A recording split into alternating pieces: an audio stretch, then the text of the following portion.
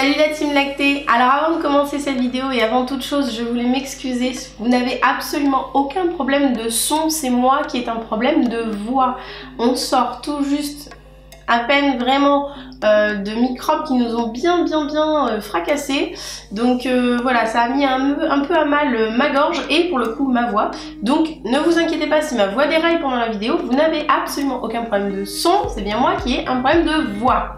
Voilà, maintenant que ça c'est fait, on va pouvoir passer à la suite des choses. Alors aujourd'hui je vous propose de parler de quoi? Et bien je vous propose tout simplement de parler d'allaitement et de coliques du nourrisson. Alors une première chose intéressante à savoir au niveau des coliques du nourrisson, c'est qu'il n'y a que dans nos pays industrialisés et médicalisés qu'on a trouvé un terme pour ce phénomène en réalité tout à fait naturel du développement du bébé. Les coliques sont un développement physiologique, tout ce qu'il y a de plus normal. Il ne faut pas oublier que l'espèce humaine est une des espèces qui met au monde des bébés complètement immatures.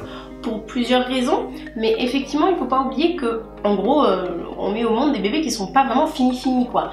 Donc effectivement en dehors du ventre, une fois qu'ils sont nés, il y a encore beaucoup de choses à l'intérieur d'eux qui vont continuer à maturer, dont tout le système digestif et intestinal, d'où la provenance des coliques du nourrisson, auxquels, je le dis tout de suite, ne sont pas soumis tous les bébés. Hein. C'est au même titre que les reflux gastro-œsophagiens, tous les enfants n'en ont pas forcément. Ajoutons même que dans certains pays où on vit encore de façon très communautaire, où le savoir sur l'allaitement se transmet encore beaucoup de mère à mère, il y a beaucoup de soutien voilà, entre les mamans, ne nomme même pas ce phénomène parce que c'est tellement normal dans le développement du bébé que ça n'a pas besoin d'être nommé en fait. Il n'y a pas besoin de donner un nom à quelque chose qui est de l'ordre du logique, du naturel, voilà, c'est complètement normal, donc elle ne le nomme pas en fait. Et encore une chose intéressante à se rappeler, c'est que les pleurs du bébé ne signifient pas nécessairement qu'il y a douleur. Il faut se rappeler que les pleurs sont le premier mode de communication de nos bébés. Les bébés peuvent même en début de vie pleurer de joie. C'est leur seul mode de communication.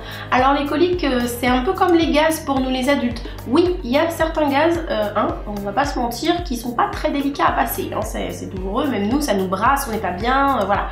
Et puis il y en a qui passent, bon, comme une lettre à la poste, voilà. Mais effectivement, le bébé, lui, il a que les pleurs pour dire tout ce qui se passe dans son corps. Donc oui, parfois il va pouvoir exprimer de la douleur et puis parfois il va simplement exprimer que là tout à coup tout ce qui se passe à l'intérieur de lui alors qu'il a passé 9 mois tranquillou pépère, peace and love au fond d'un utérus dans une piscine d'eau en apesanteur tranquille, là il se prend l'apesanteur sur les épaules, du poids, du chaud, du froid, tout est agressif, la moindre connaissance avec le frottement d'un vêtement, avec une crème sur le visage, tout est nouveau, toutes ces sensations sont nouvelles, donc effectivement ce brassage là à l'intérieur de son petit bidou, ben c'est quand même super flippant parce que qu'est-ce qui se passe en fait à l'intérieur de moi? Voilà, maman j'ai peur, qu'est-ce qui se passe? Je ne comprends pas. Donc alors en plus là maintenant ça me brasse, waouh, c'est quoi le délire? Donc en fait voilà, les pleurs de bébé ça peut aussi être tout simplement de nous dire ben voilà ça m'angoisse, j'ai peur, qu'est-ce qui se passe, je ne comprends pas ce qui se passe dans mon corps. Je traduis super bien le bébé quand même hein, quand on y pense. Et ça peut effectivement être ça, tout simplement des pleurs parce qu'il est face à des choses qui se passent en lui, qu'il ne comprend pas, qu'il ne gère pas, faut qu'il s'exprime autour de tout ça en fait, hein, tout simplement.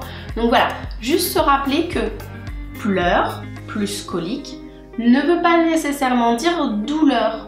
C'est des fois tout simplement l'expression d'un mal-être, d'un malaise, n'est pas bien, voilà, c'est gênant, de toute façon même nous, hein, quand on a des gaz, bon ben on est ballonné, on n'est pas bien, on se fait des petits massages, on se met des petits trucs chauds sur le bidou, bon, mais là c'est pareil, il y a des fois, oui, ça peut être un peu douloureux, effectivement, on n'est pas dans son corps, on ne peut pas savoir à ce moment-là, mais pas toujours, il y a des fois c'est juste pour nous dire que bon voilà, concrètement, on n'aurait peut-être pas dû nous manger les flageolets à midi quoi, ça aurait pu être plus cool pour lui. Donc bon, finalement, dans nos pays où on a mis un mot sur ce phénomène, il existe une espèce de définition un peu officielle des coliques des bébés, en fait trois petits points clés qui vont nous permettre de reconnaître, de nous mettre sur la piste des coliques. C'est la règle des 3. 3 heures de cri par jour, plus de 3 jours par semaine et dans les 3 premiers mois de sa vie. Si déjà il y a cette petite règle des 3 qui émerge, il existe aussi petites choses à observer qui peuvent encore un petit peu nous aiguiller. Le bébé peut avoir surtout des pleurs le soir, des cris très aigus. Bébé va se tortiller, il va replier les jambes sur son ventre, vous voyez, façon pédalo un peu comme ça là, hein. Il va replier les jambes sur son ventre, oui, vous imaginez que ça c'est ses jambes. Hop, comme ça, vous voyez, il va essayer de plier les jambes sur son ventre. Et à côté de ça, par contre, on a un bébé en très bonne santé, qui prend bien du poids, voilà, il n'y a pas grand chose à en dire. Donc ça, ce sont des petites choses à observer en plus qui peuvent nous aiguiller sur le fait que bébé aurait des coliques. Alors c'est vrai que quand on observe tout ça, moi la première je m'en souviens parce que Titi a eu des coliques. C'est vrai que ça peut paraître hyper impressionnant, on se sent super désœuvré face à ces pleurs, ces cris qui sont en plus très stridents. Quand en plus on est jeune maman, primipare, donc c'est-à-dire que c'est notre premier bébé, on peut vite se sentir, moi je me souviens que je me sentais mais perdue face à ce bébé. J'en avais déjà parlé, on peut avoir des pensées négatives qui sont tout à fait normales tant qu'elles restent des pensées. J'en referai une vidéo d'ailleurs là-dessus parce que je vous avais partagé un article et qu'effectivement vous aviez été nombreuses à rebondir, à me demander une vidéo, donc je ferai une vidéo là-dessus. Mais effectivement, voilà, quand on a un bébé comme ça, qui pleure, qui crie, qui... Nous en tant que parents, hein, on n'est pas bien, on est désœuvré, on ne sait pas quoi faire. Bon, on respire un grand coup. Voilà, maintenant, en commençant cette vidéo, on sait que c'est normal, on sait que c'est un phénomène naturel, donc on respire, on essaie de reprendre tout ça en tête, et puis maintenant on va voir quelles sont les petites choses, le pourquoi du comment, et quelles sont les petites choses qu'on peut essayer de mettre en place pour soulager un peu bébé. Allez, c'est parti. Alors, il y a quelques raisons qui peuvent expliquer ces coliques déjà. C'est par exemple si nous les mamans on suit un traitement riche en fer, tel des médicaments, le tardiféron par exemple. Ça peut être une première piste. La deuxième piste, ça peut être aussi du côté de l'alimentation de la maman. Hein, quand on parle d'une bonne alimentation chez la mère allaitante, je reviendrai aussi là-dessus dans une prochaine vidéo, ça peut être une alimentation trop riche en gras, en caféine, en théine ou par exemple en laitage. Ça peut aussi venir d'un problème si le bébé est complémenté de façon artificielle. Alors pour x, y raison, on n'est pas là pour ça, mais effectivement si bébé est complémenté de façon artificielle, ça peut lui faire une petite fragilité digestive et il peut avoir du mal à digérer les protéines de lait de vache ou le lactose. Bon, alors bien sûr, si on en est là dans cette vidéo, c'est aussi pour savoir comment est-ce qu'on peut essayer de soulager bébé de ces fameuses coliques. Alors il y a plusieurs pistes. D'abord, dans l'alimentation de maman, on peut éviter les produits de lait de vache. Tout ce qu'on va appeler des PLV de type blanc, vous allez comprendre. Mais tout ce qui est yaourt, crème, lait, crème fouettée. Si dit en aparté, il existe une très bonne chantilly au lait de coco. Mais bon, ça n'a rien à voir. Fromage, etc. Voilà, tout ça, on peut essayer d'éviter au maximum parce qu'il faut savoir que les PLV qu'ils contiennent vont se retrouver dans le lait que nous, on va donner à notre bébé. Donc voilà, il faut compter en moyenne pour vraiment se débarrasser de tous les PLV dans notre corps 3 semaines, d'accord? Pour vraiment un résultat hyper net. Bon, après ne nous affolons pas, au bout déjà de 8-10 jours, on peut constater de nettes améliorations, d'accord? Après, il peut aussi y avoir des cas plus aigus où, en plus de ce type de produit lait de vache, il va carrément falloir traquer la moindre trace de produit de lait de vache dans les produits qu'on consomme. Il faut savoir par exemple qu'on a retrouvé de la caséine dans du vinaigre de cidre de pomme. Voilà, donc vraiment tout ce qui est lactosérum, etc. On lit les compositions et puis ça pour l'instant, bah on ne mange plus. Une autre astuce, ça va être de ne donner qu'un sein pendant la tétée, voire même le même sein 2 fois d'affilée. En fait, l'idée c'est vraiment que bébé atteigne vraiment le gras du lait qui lui est très préventif pour les coliques. Si maman a un traitement à base de tardiféron, l'idée peut être d'essayer d'arrêter si c'est possible le traitement quelques jours pour voir s'il y a une amélioration. Et si on voit qu'il y a un début d'amélioration, hop, on file chez le médecin, on lui demande juste un autre type de complément en fer, hein, il en existe plein d'autres. Et puis voilà, c'est reparti. Et enfin, encore une piste, l'idée ça va être d'éviter de consommer des produits dits polluants pour notre corps, c'est-à-dire des sucreries, de l'alcool, du tabac ou même des sodas. Effectivement, par exemple, le gaz contenu dans les sodas, le fait que ce soit une boisson gazeuse, ça peut provoquer des coliques chez bébé. Alors, quand bébé est complémenté avec du lait artificiel, il peut aussi y avoir quelques petites astuces pour l'aider. D'abord, il va être primordial de respecter la dose poudre quantité d'eau, ça c'est vraiment primordial. Ensuite, si le complément est pris par un biberon, Il va falloir que ça se fasse dans une ambiance calme et sereine et très lentement. Il existe des biberons qui seraient apparemment anticoliques. Si des mamans en ont utilisé, surtout n'hésitez pas à nous mettre votre retour en commentaire de la vidéo. Et puis aussi, il existe 1000 façons de donner le complément à son bébé. Le biberon n'est pas une fatalité, il existe plein d'alternatives. La soft cup, la cuillère, la pipette, le dalle. Le dalle, ça peut être vraiment très pratique, donc dispositif d'aide à l'allaitement. Et il y en a encore beaucoup. Au besoin, le changement de lait peut donner de bons résultats avec des laits au bifidus actif bio par exemple. Donc surtout, comme d'habitude, n'hésitez pas à en parler à l'équipe qui vous entoure parce que si bébé est complémenté, c'est que vous êtes forcément suivi.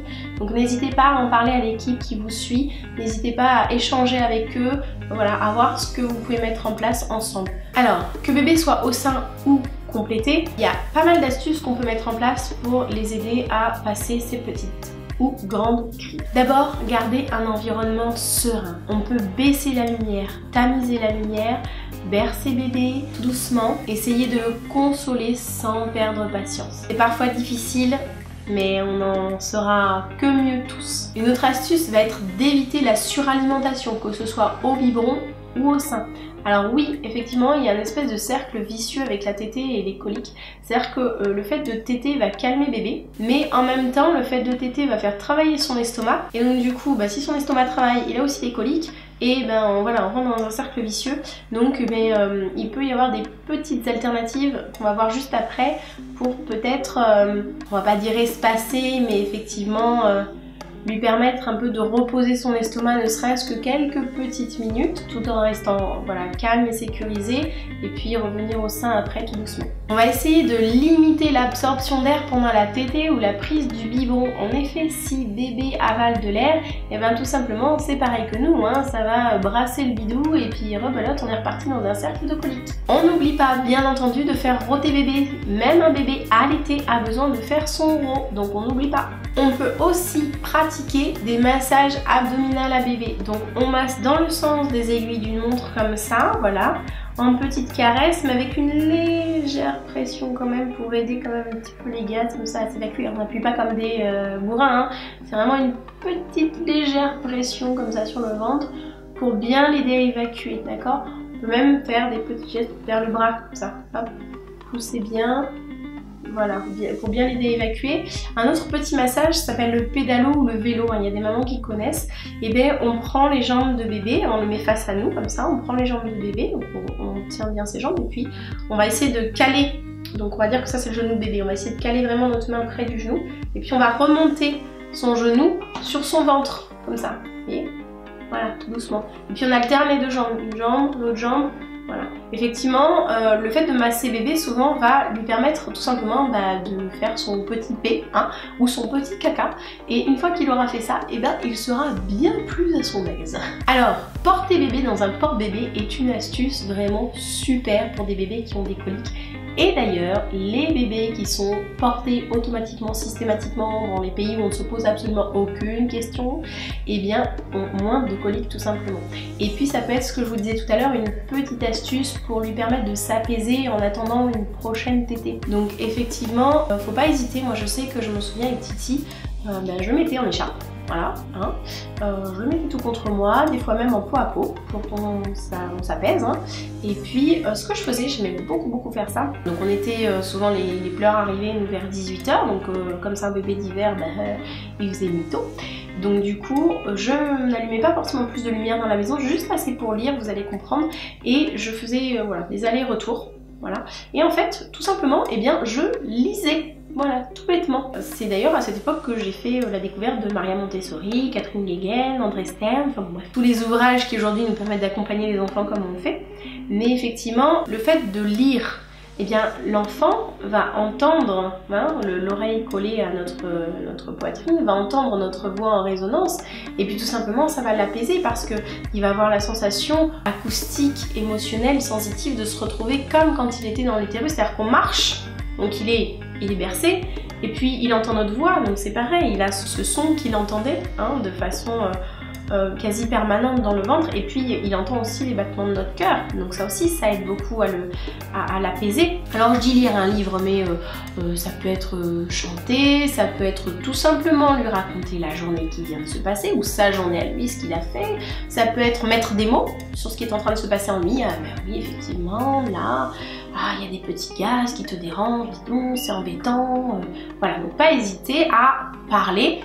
Énoncez votre liste de courses pour le lendemain, peu importe, appelez quelqu'un, peu importe, mais le fait d'entendre votre voix, c'est ça en fait, le fait d'entendre votre voix, ça va l'apaiser. Et puis le fait que vous marchiez, il faut se rappeler qu'anthropologiquement, l'être humain fait partie de l'espèce des marsupiales, les bébés ont besoin d'être portés, c'est un réel besoin anthropologique, physiologique des enfants, et tout simplement parce que génétiquement c'est programmé, c'est-à-dire que déjà vous le mettez en hauteur, donc vous le mettez en sécurité des prédateurs, hein, il est en sécurité en hauteur, et puis en plus vous marchez, donc dans son esprit génétique archaïque, et bien tout simplement ce sont des actes de survie, puisque si vous marchez vous vous éloignez du danger, donc déjà il va se sentir beaucoup plus sécurisé. C'est en tout ça que le portage va être intéressant pour le bébé. Puis alors en plus vous parlez, donc il entend votre voix comme quand il était à l'intérieur de vous, vous marchez, donc forcément ça le berce comme à l'intérieur, et en plus il entend le cœur de maman qui bat, donc souvent il y a une harmonie qui va se créer au niveau des rythmes cardiaques, et puis tout le monde va s'apaiser, autant nous qui sommes stressés par les pleurs qu'on entend, parce que on se sent démunis, désœuvrés face à ce bébé qui crie et pour lequel au final on peut pas grand chose parce que c'est naturel, physiologique, mais lui qui est pas forcément très bien à ce moment là, hein, donc voilà, le portage c'est vraiment une technique assez idéale en cas de colique quand même, hein. Puis pour l'avoir testé en plus. Une dernière petite astuce va être de tenter la phytothérapie. Alors la phytothérapie, ça va être l'idée de prendre, nous par exemple, des tisanes de fenouil. Déjà c'est bon pour notre lactation, et puis en plus ça va être bon pour le système digestif de bébé. Alors si on veut donner de la tisane de fenouil à bébé, on peut rajouter une cuillère à café d'eau de fleur d'oranger. La fleur d'oranger a cet effet très apaisant, hein, sur nous, sur les bébés, ça a un effet très apaisant. Si vraiment on souhaite donner de la tisane à bébé, on peut se référer à quelques chiffres, c'est-à-dire 5 ml à peu près de tisane entre chaque tétée, ou 10 à 15 ml le soir après les tétées du soir. Voilà, tout simplement. Mais ça reste pour se donner une petite référence. Après, une cuillère à café, comme vous le sentez, c'est pas, ça reste de l'eau et un petit peu de tisane. Voilà, vous pouvez y aller, il n'y a pas de souci. Après, il existe à voir avec votre pédiatre, la sage-femme, la consultante IBCLC, les personnes qui vous suivent, bébé et vous. Le calmosine, je sais que c'est pas mal rapporté par les mamans. Alors le calmosine, il faut savoir que c'est plutôt des plantes qui jouent sur l'apaisement de manière générale, hein, pas forcément sur le système digestif. Par contre, il existe le Pédiakid Gaz bébé qui lui a à la fois des plantes qui agissent sur le côté effectivement émotionnel et sur le côté vraiment digestif. Je vous mettrai les compositions des deux. Mais effectivement, le Pédiakid Gaz, lui, a des plantes qui vont aussi agir sur le système digestif. Alors, ça s'appelle Pédiakid Gaz bébé, hein, donc vous voyez avec votre pharmacien, pharmacienne, il n'y a pas de souci, hein, ça peut être donné à un bébé sans aucun souci. Et ben voilà, aujourd'hui c'est tout pour moi pour cette vidéo. Alors j'espère que ça aura été pour vous au niveau du son, j'espère ne pas avoir crié trop fort parce qu'il faut savoir qu'en plus je ne m'entends pas, hein, j'ai les oreilles bouchées, c'est terrible. Donc voilà, j'espère vraiment que ça aura été pour vous pour cette vidéo. Et si vous avez rencontré les coliques du nourrisson avec votre ou vos bébés, et bien surtout venez partager, échanger en commentaire parce que je sais que ça fera du bien à beaucoup de mamans qui me posent beaucoup de questions. Donc n'hésitez pas à laisser des commentaires et puis comme d'habitude, hein, vous connaissez la démarche, ça vous plaît, vous mettez un petit pouce et puis vous pensez que ça peut aider, et bien vous partagez. Hein. Voilà, et bien sur ce, moi je vous fais des gros bisous, je vous dis à une prochaine vidéo et j'espère être beaucoup plus en forme et avoir récupéré tout mon appareil auditif, verbal et tout le reste. Allez, bye bye, à bientôt pour une prochaine vidéo. Ciao.